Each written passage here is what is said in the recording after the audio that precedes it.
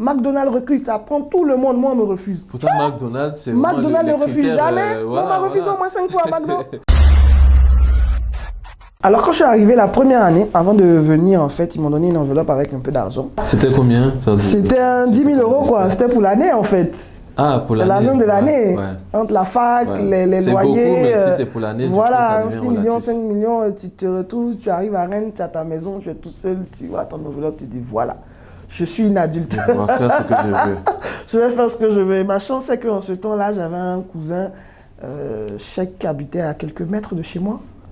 Donc au début, je partais là-bas tout le temps. Vraiment, lui, si c'est pas Dieu, je sais pas. Lui et sa femme m'ont nourri pratiquement tous les jours pendant un an. Ah, quoi. ça c'est utile ça. Hein? Ah ouais, je les embêtais. Ils venaient juste d'avoir un enfant. Le gars, il faisait 3-4 jossis pour pouvoir s'en sortir. Mais il m'a toujours ouvert la porte. Sa femme, un amour, bibiche, bisous, qui m'ont toujours nourri. Un jour, tous les jours. Franchement, un an. tous les jours pendant un an. Du coup, pas besoin de travailler ou tu avais quand même Pour le moment, ça allait, je voyais pas bien un truc. Basket, et après, école. ouais, voilà, non, bon, c'est la première année, donc le basket, c'est pas encore pro. Ah oui, d'accord. Ça se faisait, voilà, comme ça, naturellement, au quartier, tu vois un terrain, est-ce que je peux jouer avec vous, voilà. D'accord. Et la deuxième année, c'est là où les parents te disent, bon, écoute, tu te démerdes, en fait. Mais toi, tu as vécu un an coupé, décalé, donc ça va, tu sais pas que... Donc, aucune économie, tout, et du jour au lendemain, tout est donc déjà obligé de déménager, parce que où tu étais là, le loyer est trop. C'est ça. Je pars très loin de chez mon cousin, donc déjà le coup de manger tous les jours, c'est fini. Déjà, ça rajoute un budget de restauration. Et eux aussi, ils ont eu à bouger leur vie, donc on ne pouvait plus trop. Ils sont allés carrément, c'est comme si je suis à Abidjan et puis eux, ils s'en vont vivre derrière Assini. Donc bon, si je veux manger gratuitement, ils sont obligés de marcher combien d'heures. Le transport, vaut mieux que tu fasses le marché. Voilà, donc déjà, ce côté-là, c'est cassé. Et là, j'ai vécu une période, 2 ans franchement, c'est la vraie misère, vie, quoi. C'est la misère totale. Hein. J'étais nourri par le secours populaire. Hein. Moi, les restos du cœur, ils m'ont aidé. Pourquoi tu ne trouves pas un travail? Je ne trouvais pas de travail. Ah, tu ne trouvais pas de travail? Pas de tu boulot. Cherchais? Moi, je dis que c'était spirituel. Que je suis même mes amis de la fac, on dit, ah, on recrute dans tel coin. Ah bon, Karim, pardon, fais-nous notre CV. Fais le CV, on s'en dépose, on prend tout le monde, on ne le prend pas. Aïe. Incroyable. McDonald's recrute, ça prend tout le monde, moi on me refuse. Pourtant McDonald's, c'est McDonald's ne refuse jamais. Voilà, on m'a refusé au moins 5 fois à McDo. Moi j'ai bossé avec eux en France, je suis arrivé en Angleterre, c'était mon premier boulot, ils prennent tout le monde. Tout le monde, j'ai été rejeté 5 fois. Incroyable. Je ne trouvais pas de boulot. J'ai tout essayé. Ménage, tout. Même ménage. Même le ménage en intérim. On m'appelle jamais. Je vous dis que c'est spirituel. Tout était fermé. J'arrivais rien. Donc il faut que je mange. Il faut que je paye mon loyer. Dieu merci. La maison où j'étais, mes propriétaires, monsieur et madame Champotré, peu à leurs âmes, c'est des blancs. Mais ils étaient incroyables. Je leur devais au moins 6-7 mois de loyer, mais ils n'avaient pas eu d'enfants. Donc la femme, c'est la prochaine question. Voilà, elle me prenait comme sa petite fille. Ça. Je m'étonnais un peu. Oui, mon papa a laissé ma maman à cause d'une jeune fille. Donc ma maman se retrouve toute seule avec 3 enfants. Je suis la seule ici en France. Mais elle a pris pitié pour moi. Elle allait parler à son mari. Ouais, vous les hommes, vous n'êtes pas bien. Oh là là, la pauvre femme, elle s'en sort pas et tout. Donc ils m'ont pris sous leurs ailes, sous ce petit mensonge. C'était leur social. Voilà. Donc dès que j'arrivais à grouiller un peu ici, un petit truc, je leur donnais. Mais franchement, ils ont été un amour. Ils m'embêtaient pas 6-7 mois sans payer le loyer en France. Chez des Blancs, c'est un truc incroyable. Donc, je luttais comme ça. Secours populaire, je vais aller à la fac, voir l'assistante sociale, lui expliquer que bon, voilà, va me donner des tickets pour pouvoir manger dans le resto U. Franchement, mes 2 premières années, c'était la misère. C'est une vraie galère, hein. Ah, j'étais dans la... Même les habits, je fais un secours populaire. Ouais. La honte totale, tu es dans le rang, tu prends, on te dit non, madame, vous n'avez pas le droit à 2 manteaux, déposez. Ouais. Un seul manteau. Et toi, tu prends 2 pour changer. Oui, un peu de style, un peu de pharaon. Quand même, je vous dis que mon grand-père était président de la semaine nationale. Quand même. Un manteau bleu, un manteau noir. Vous aussi, déposez, madame. Tu prends spaghetti, on dit vous avez droit à 2 paquets de spaghetti, un jambon.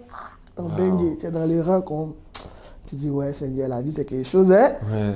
Donc, en fait, je suis reparti à zéro. Complètement. C'est Dieu qui a fait. Parce que c'est pas possible. Comme je vous dis, tout le monde trouvait du travail sauf moi. Tout le monde. J'ai tout testé. À un moment, je disais même que j'allais à la morgue me faire contrat là-bas parce que tout, ça n'allait pas. Mais je suis sûr que même là-bas, tu n'allais pas. Franchement, je suis sûr que j'allais t'avoir. Ça, c'est clair. Et ça a duré 2 ans. Mais 2 ans de galère et de les mettre en France. Mais comment s'est fait le déclic? Tu peux pas dire à quelqu'un que tu es moisi. C'est ça. Ils peuvent pas Tu peux comprendre. pas appeler ici aussi. Les gens même te disent, même, tu en feras tout le Tu en travail. baignes, débrouille-toi, voilà. Et puis je ne pouvais pas dire, mes parents m'ont lâché. Je Ouais. n'osais pas le dire. Déjà, même quand j'étais petit, je n'osais pas dire à la maison qu'on me traite de nul. C'est pas là, je viens de dire que mes parents m'ont lâché en fait. Mais là, tu le dis facilement. Oui, bah, tu sais que ça sera, aujourd'hui, bah, ouais. ça sera sur Internet. Hein. Aujourd'hui, Tu assumes. on s'est réconciliés, on a parlé. Je vous parle d'un truc il y a au moins 15 ans. Ouais, Quoi. ouais. Voilà, donc... Et je comment tu commences dire- à aller finalement après 2 ans de galère? Après 2 ans de dure galère, les choses, franchement, comme je dis, c'est Dieu. Parce que je ne sais même pas ce qui s'est passé. Un matin, comme ça, boum, j'ai eu un club. De basket. Voilà. Donc le basket encore vient. J'ai eu un club À où la j'ai rescousse. commencé en semi-pro, où j'ai commencé à jouer là-bas. À la fac, il y a une des filles de mon club qui était à la fac, elle m'a dit, mais tu sais qu'à l'université, on fait le championnat de France. Je dis, ah bon? Donc elle m'a inscrit dans l'équipe de la fac. C'est parti comme ça. Donc j'ai commencé à découvrir de nouvelles personnes, un nouveau monde de basket. Et de là, de fil à aiguille, oui, ben, il y a, tu sais, tel Sabine, elle travaille dans tel coin, il recrute. Ah bon? Ah, mais demande-lui de me prendre un boulot serveuse dans un restaurant. Voilà, c'est comme ça que c'est parti. Mais il a fallu 2-3 ans de misère, de galère. Je pense que c'est là où Dieu voulait C'est ça. me remettre en place dans mon humilité, de dire que doucement. Donc c'est parti de là. Donc j'ai commencé, mon premier boulot, c'était serveuse dans un restaurant. Et c'est parti là, un peu, tu commences à avoir des sous, quand Donc basket, serveuse. voilà, ta petite doucement, maison. l'école, parce que je lâchais pas les Tu études. as pu payer les arriérés de loyer? Oh, les arriérés ou- là, ça a été payé au fur et à mesure, hein. Ça n'a pas été facile. Mais je n'ai jamais lâché les études, parce qu'on m'a tellement formaté dans notre C'est ça. famille, c'est les diplômes, que pour moi, si je devais réussir dans ma vie, il fallait que j'ai un diplôme. C'était ça mon objectif. Est-ce qu'il y avait une volonté derrière de rendre fier ou de C'était dire que ça, entendre ceux-là, mon ils n'ont papa pas ou ma cru en maman moi. dire « je suis fier de toi ». C'était Ah. mon rêve. Donc il y avait quand même une recherche. Mon rêve, c'était d'entendre mes parents dire « je suis fier de toi ». Parce que tu vis toute ta vie, on dit ton papa il est découragé. À chaque fois, il te dit une fois Ça devient un combat. au bout d'un voilà, moment. tu me déçois, je suis déçu de toi, tu me dis ça. Moi, c'était mon rêve. Dire que, entendre quand je vois à la télé les enfants, oh, je suis fier, bisous. J'avais jamais vu ça. Donc, c'était juste ça. Donc, pour moi, si j'ai un diplôme, ils seront fiers. Ce qu'ils veulent. ce qu'ils Voilà. Mais donc, malgré toutes les galères, je partais quand même à l'école. Je peux rentrer de l'entraînement, je suis fatigué, je vais traîner des pieds, mais je vais quand même parce que je veux forcément avoir un diplôme pour les parents. C'était pas pour moi, hein. veulent. C'est ça. Moi, je m'en foutais, mais je me disais que voilà, moi, je vais taper ma poitrine devant et pour dire que tout le monde a eu un diplôme, même Karine, elle a eu. C'est ça.